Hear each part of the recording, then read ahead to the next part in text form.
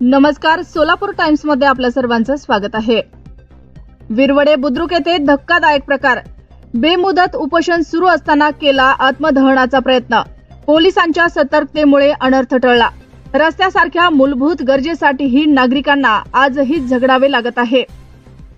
याबाबत सविस्तर वृत्त असे की आज दिनांक 20 सप्टेंबर पासून मोहोळ तालुक्यात असणाऱ्या ग्रामपंचायत कार्यालय विरवडे बुद्रुक येथे बेमुदत उपोषण सुरू आहे।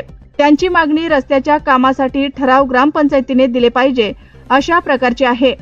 चिखलाच्या रस्त्यामुळे पावसाळ्याच्या दिवसामध्ये खूपच त्रास सहन करावा लागत आहे। याच मागणीसाठी बेमुदत उपोषणाला महेश अवताडे आणि सचिन अवताडे हे सहकुटुंब बसले आहेत। त्यांची मागणी स्मशानभूमी ते अवताडे वस्ती तसेच विरवडे शिरापूर ते टाकळी रस्ता मार्गी लागला पाहिजे असा आहे। उपोषणकर्त्यांच्या भावना अतिशय तीव्र होत्या।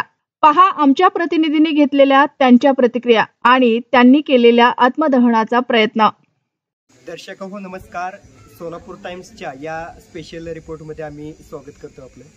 खरं तर देशाला स्वातंत्र्य मिळून इतकी वर्षे लोटून गेली तरी देखील आजही ग्रामीण भागामध्ये पाणी, रस्ते, वीज यासारख्या मूलभूत गोष्टीसाठी नागरिकांना अक्षरशः झगडावं लागतं।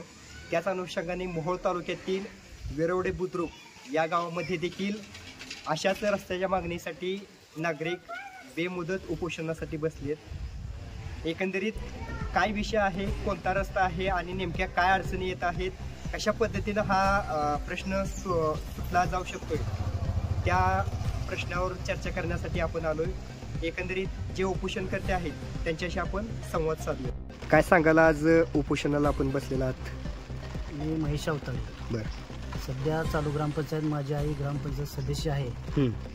सदस्य असून मीटिंगला बोलवलं जात नाही, ग्रामसभेला बोलवलं जात नाही।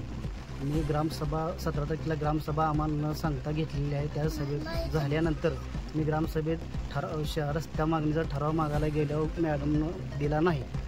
उडवडीची उत्तरे करून निघून गेल्या आणि तलाठी पुन्हा त्यांनी काय म्हणले, आमच्याकडे काय नाही, तलाठी ऑफिसकडे तलाठी कार्यालयात जावा त्यांच्याकडे। त्यांनी पण सांगितलं आमच्याकडे काय नाही, ग्रामसेवककडे जावा तुम्ही, असे मला 3 दिवस झाले खेळते तुम्ही। या लहान आमची मुलं आहे ती, त्यांना 2 महिने झाली शाळेत जात नाही रस्ता नसल्यामुळं।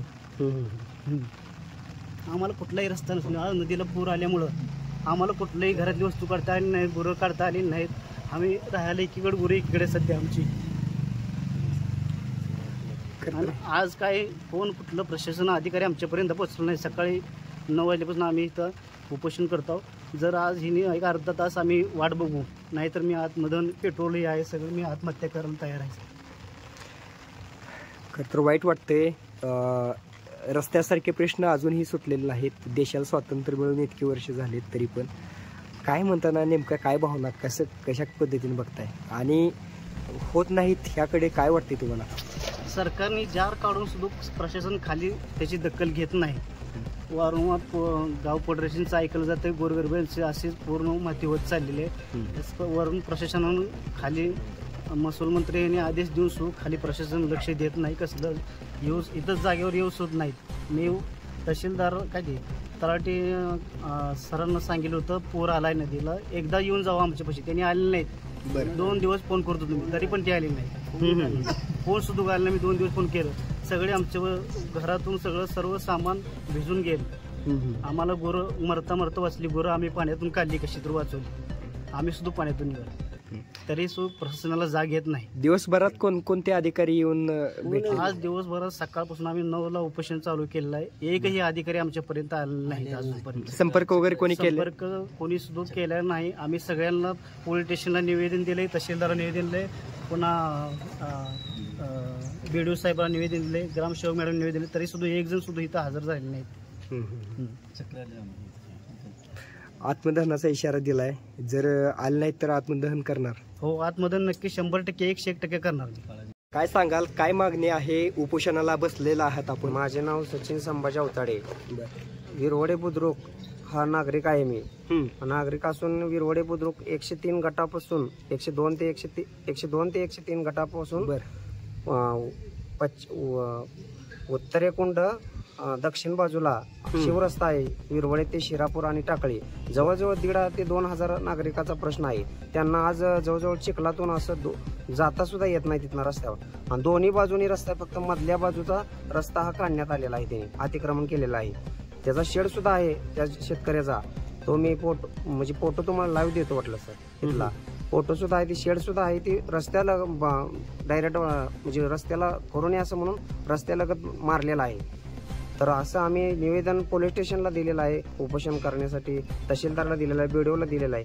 जवळजवळ जनता दरबारमध्ये सुद्धा विषय मांडला असता सरपंचाने मला शिवेगाळ केली आहे, तरी मी त्याच्यावर सुद्धा 80 दाखल केलेले आहे. बरं, ग्रामपंचायतीचं सहकार्य नाही असं म्हणायचं? ग्रामपंचायती पूर्ण सहकार्य नाही. आमचा जीव जरी गेला तर बघा, पेट्रोलची बाटली आहे, काळी पिठी आहे, आम्ही आत्मदान करण्यास सुद्धा तयार आहे.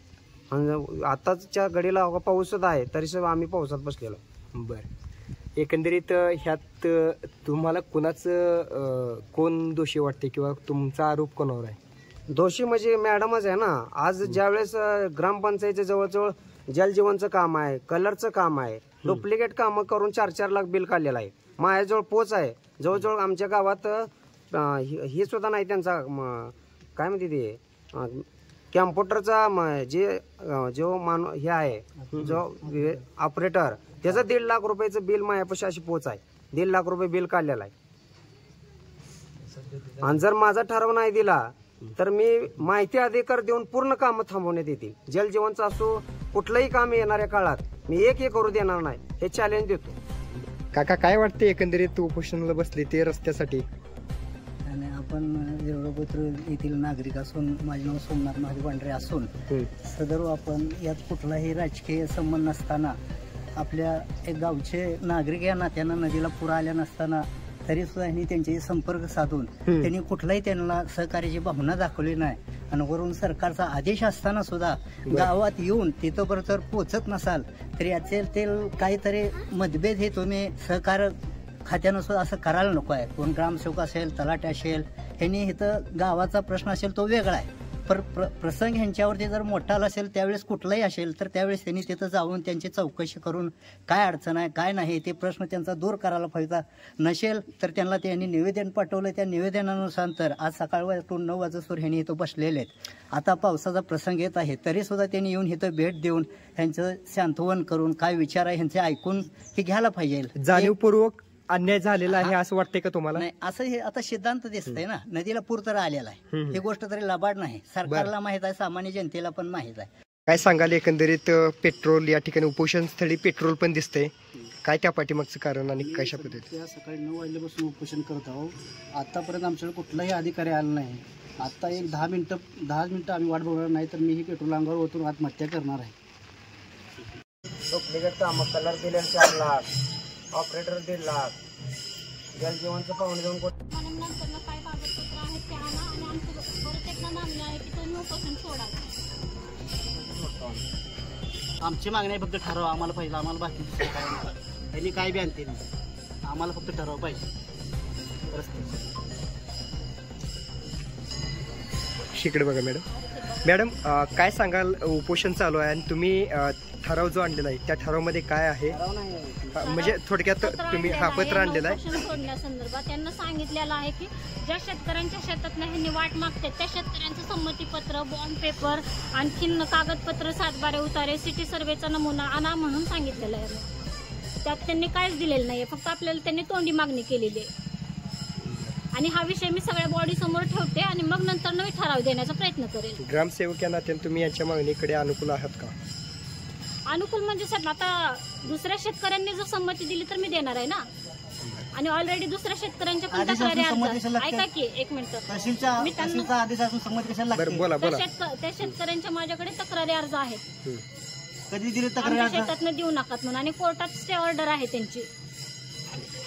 विरवडे बुद्रुकमध्ये 17/9/2025 रोजी जनता दरबार भरलेला होता. मी अजून शेतातून येत असताना त्या आधीच ह्यांनी पूर्ण कायापालट उलटापालट केलेला आहे. जो जनता दरबार कसा असतो, जो जवळजवळ 50 नागरिक ग्रामपंचायत कार्यालयासमोर बैठक बसवायची, मग तो ज्या नागरिकाच्या जेवढ्या मागण्या मान्य आहेत तेवढ्या जाणून घ्यायच्या असतात. त्यांनी डायरेक्ट रोडनी फिराले मी ज्यावेळेस तलाठी कांबळे भाऊ साहेब आणि कोतवाल मनोजला म्हणलं की ठराव घ्यायचा आहे तुम्ही या, तर त्यांनी सुद्धा दखल घेतली नाही. त्या डायरेक्ट विरवडला शिरापूरला विरवड ते मला जायचं शिरापूरला म्हणून सांगितलं. मग मी ज्यावेळेस काय म्हणतोय, ज्यावेळेस बावनकुळे साहेबांनी जो आदेश काढलाय त्यावेळेस त्या आदेशामध्ये काय नाही जे बॉन्ड द्या हे द्या, ज्या नकाशामध्ये शिवरस्ता आहे आणि जवळजवळ तिथली लोकसंख्या जवळजवळ 2000 लोकसंख्या आहे. विरवडे ते शिरापूर टाकळे आहे, जो शाळेकरी मुलगा आहे, गवळी समाज आहे, काय महिला कामाला येतात. ज्यावेळेस तिथनं जायला सुद्धा रस्ता नाही, ज्यावेळेस त्यांना 9 किलोमीटर यावं लागतं. विरवडमध्ये येऊन पाकणीला कामगार वर्गाला जायला लागतं. रस्ता चालू झाल्यानंतर त्या रस्त्याला कोण अडवणूक वगैरे करणार नाही ती? अडवणूक खरंच काय, दोन्ही बाजूने उत्तर आणि दक्षिण बाजूच रस्ता आहे आणि दक्षिण बाजू कोंडोबी रस्ता आहे. फक्त मध्येच अतिक्रमण केलेलं आहे. तो प्रशासन तहसीलदारांनी येऊन स्थळ पाणी करावे माझं म्हणणं. ज्या 2 रस्त्यासाठी तुम्ही बेमुदत उपोषणाला बसलात, त्या रस्त्यासाठी जर स्थानिक प्रशासन ग्रामपंचायत अनुकूल असेल तर उपोषण मागे घ्याल का? अनुकूल म्हणजे मला जे ठराव दिला तर मी माघारी घेणारच आहे ना. जोपर्यंत ठराव देत नाही तोपर्यंत मी उठतच नाही. आत्मदान झालं तर सुद्धा चालेल.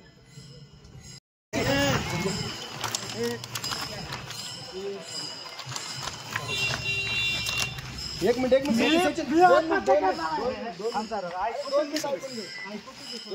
घे. ह्याला पर्यायही नसतंय.